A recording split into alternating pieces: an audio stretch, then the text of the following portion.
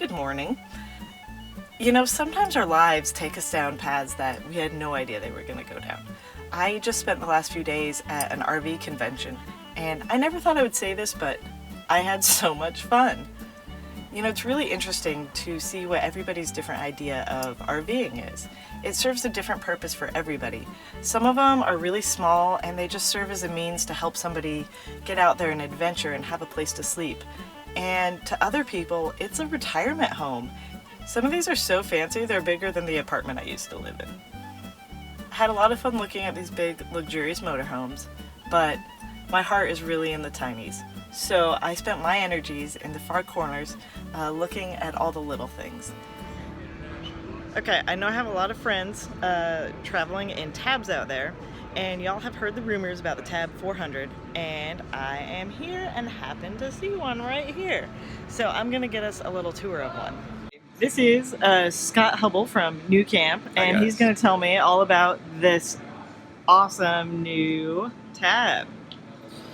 So yeah, I mean, lots of rumors, a little bit of pictures a couple months ago about the 400. But as you guys know, it's 3 feet longer, 1 foot wider, and 1 foot taller. So someone like myself, who's 6'5", can stand up comfortably. We're gonna start a little bit on the outside here. The LP tub. It's gonna be redesigned. I don't have a new one here yet, but what it's gonna do is gonna have some storage options in there. So when you flip your lid, you're gonna have the ability to put your jack crank in there. You're gonna have the option to have an individual place for your black hose storage, things that aren't there currently. We're also gonna expand the size so you could have double batteries, perhaps even larger LP. So hey, right before we go inside, I just want to show you this cool door. So this is a new door that we got going on. It's got a built-in wastebasket, place for your fire extinguisher, got your shade, magazine or knick-knack holders, and this door is actually going to make its way into the other tabs as well in a period of time. So let's head on in.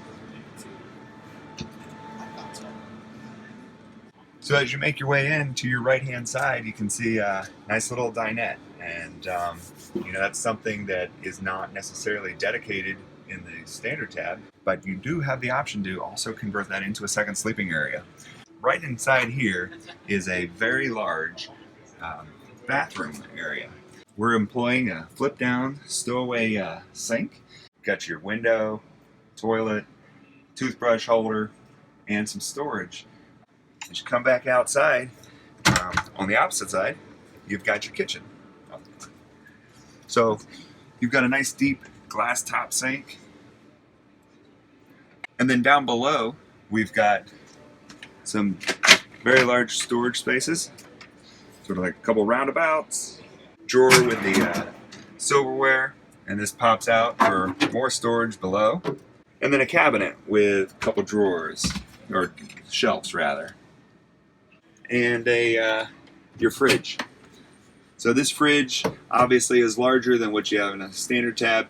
So I'm sitting on the bed, and this is a true queen bed. It's 60 by 80, and as you can see here, we're going to employ a tri-mattress on this, and we're also going to have the Froley system. This is the same sleep system that we're using in the truck camper. You've got a 24-inch TV at the foot of the bed, and you also have underbed storage here. We've got underbed storage on both sides. The last part here is this wardrobe. So it's fairly deep. You also got some shelves. And that is your walkthrough of the 400. Please send us any kind of feedback. We'd love to hear from you. I don't know about you guys, but that's almost enough to make me want to upgrade. Almost. Now I know some of you on Facebook were asking me about an Outback version. They don't make the L400 in an Outback, but they do make the Tab in an Outback. The Outback version of the Tab is really cool. It's got a higher clearance, it's got a more rugged weatherproof floor, and it's got cargo nets to hold everything in place. Now the Outback, that is something I might consider. And of course I had to make my rounds and see all the cool tiny things at the show. Airstream just came out with a tiny trailer called the Base Camp. It's really cute. It's got these big windows up front, and of course it's got the classic Airstream look. but it also has the classic Airstream price.